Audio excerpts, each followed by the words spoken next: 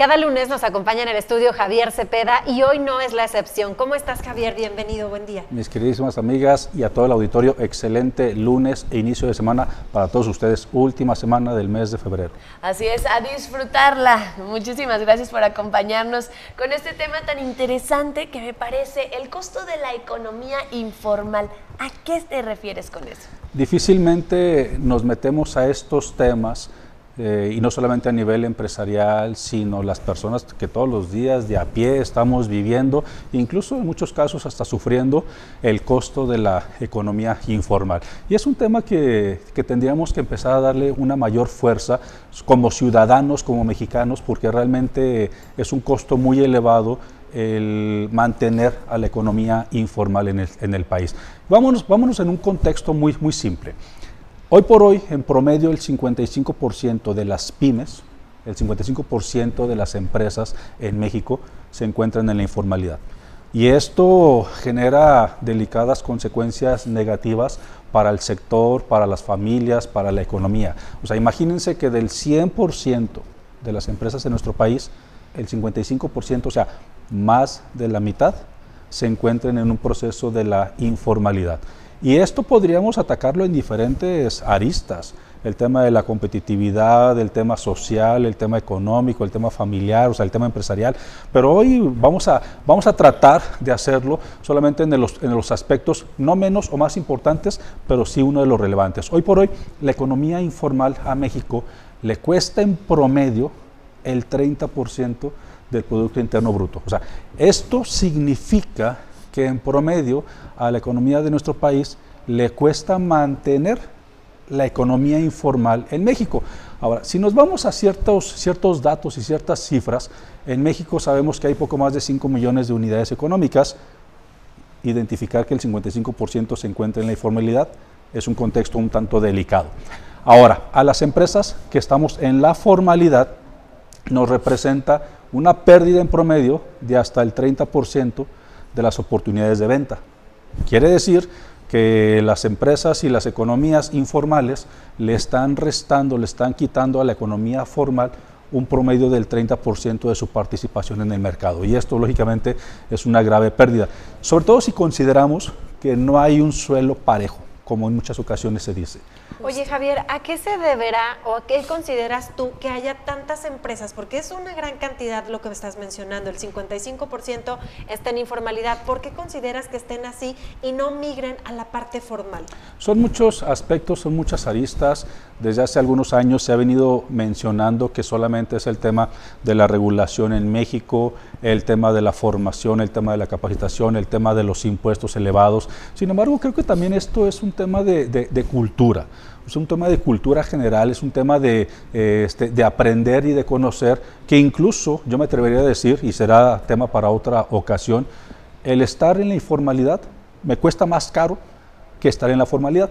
Muchos creemos que estar en la formalidad me estoy ahorrando impuestos y eso implicaría que me cuesta menos. Sin embargo, hay diferentes consecuencias. Los que estamos en la informalidad son empresas que no tienen acceso a financiamiento, a recursos, a reconocimiento, e incluso son empresas que tienden a desaparecer en algún momento porque no se encuentran en este contexto de la formalidad. O sea, un banco, una institución financiera, una dependencia, pues no los reconoce como tal porque no están dentro de la participación. Entonces, hay diferentes aristas por las cuales las empresas se encuentran en la informalidad. Sin embargo, ¿qué es lo que tendríamos que empezar a realizar? Porque el 45% de las empresas que sí nos encontramos en la formalidad, pues lógicamente somos empresas que todos los días estamos viviendo la reforma de nuestro país. O sea, en México, cada vez que hay una reforma, ¿a quién se reforma?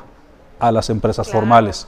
Y no se reforma a las empresas informales porque sería ilógico decir que estamos reformando una empresa que no se encuentra reformada. Entonces las reformas en México que nos encanta, prácticamente solamente cuidan y vigilan a las empresas que se encuentran en la informalidad. Por consiguiente, a estas empresas formales les cuesta más el poder cumplir con sus obligaciones, les cuesta más por el pago de los impuestos, les cuesta más por el tema de la productividad e incluso les cuesta más por el tema de la competitividad. Una empresa o un negocio que se encuentra en la informalidad le cuesta menos el tema del generar su negocio. Porque como no tenemos que pagar impuestos, como no tenemos que pagar previsión social, como no tenemos que pagar ciertas regulaciones, pues entonces el precio de su producto o servicio lo pueden generar a un precio mucho más bajo y esto deja fuera de la competitividad a las empresas que están formales. Justamente eso te iba a mencionar, es una competencia desigual en la que el empresario puede incluso dedicarse a la misma situación, a la misma venta de producto o servicio, pero el que está en la informalidad quizás puede ganar un poco más. Sin embargo, pues le dolerá a los empleados que tenga esta persona que tenga en la informalidad, ¿no? ¿Por qué? Porque no podrán acudir a un seguro, no podrán acudir a sus prestaciones. ¿Cómo podemos empezar a cambiar este chip que tenemos implantado de manera cultural para irnos a la formalidad? Y que tú mencionaste algo muy importante, el tema de la informalidad laboral. Hoy por hoy, el 60% de los, no es cierto, el 72% de los trabajadores en México se encuentran en la informalidad.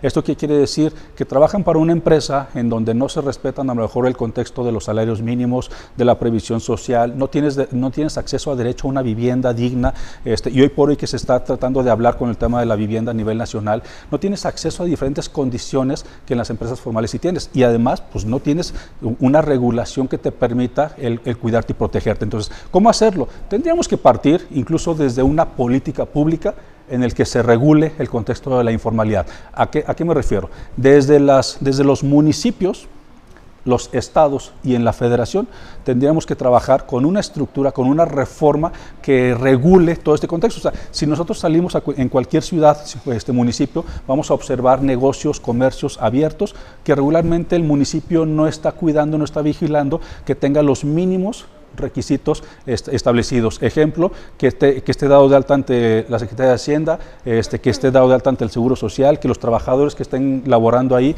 estén dados de alta ante el Seguro y que estén recibiendo sus previsiones sociales y acceso a la vivienda. O sea, tendríamos incluso, esto es un tema muy grande, tendríamos que trabajarlo desde una política pública, desde el municipio, el Estado y la Federación. Oye, Javier, a mí me ha tocado escuchar empresarios así que están en la parte informal que dicen, es que no me alcanza. ¿Cómo le hago?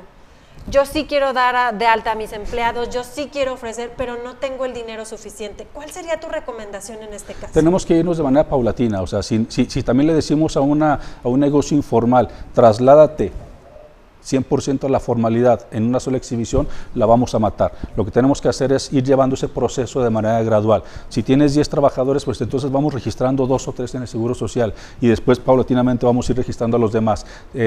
Acércate con especialistas, acércate a una cámara de comercio, acércate con quienes tenemos ya un contexto de experiencia a través de los organismos, a través del Estado, a través de la Federación, donde podemos acompañar y cobijar a esos negocios informales. O sea, yo por ejemplo, la semana pasada la empresa más antigua que tengo cumplió 18 años y al inicio también era muy complicado decir como empresario, oye, o pago la nómina o le pago el Seguro Social.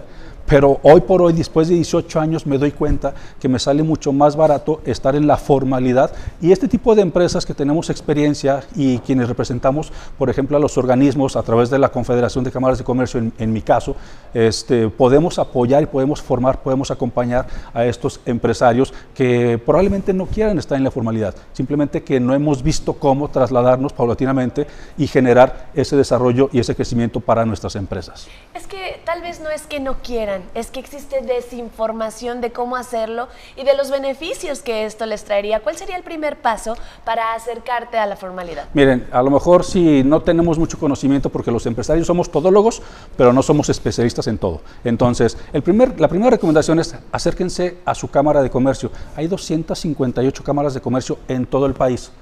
Son cámaras de comercio que están confederadas por la Confederación de Cámaras de Comercio de los Estados Unidos Mexicanos. ¿Esto qué quiere decir?